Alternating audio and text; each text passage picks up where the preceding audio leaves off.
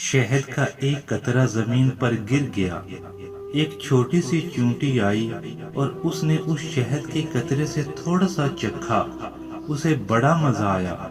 उसे काम से जाना था, तो जब वो जाने लगी तो उस शहद का मजा उसके मुंह में मजीद पानी लाने का सबब बना। उसका मुंह भर आया।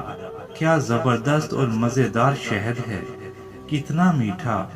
आज तक ऐसा शहद नहीं खाया। वो लौटी और शहद में से थोड़ा सा और चख लिया। उसने दोबारा जाने का अज़म किया, मगर उसने महसूस किया कि ये थोड़ा सा शहद खाना काफी नहीं, उसे और खाना चाहिए।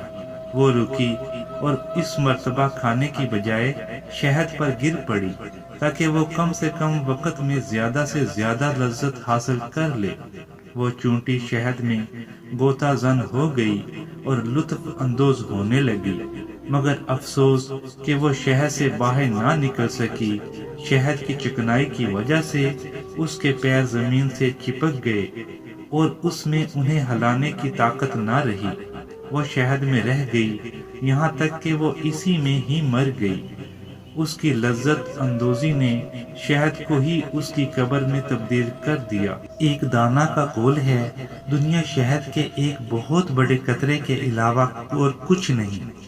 बस जो भी इस कतरे शहद में से थोड़ा और बकदरे कफायत खाने पर इक्तफा करेगा, वो नजात पा जाएगा, और जो भी इस शहरीनी में गोता जन होगा, हलाकत उसका मुकद्दर बन जाएगी।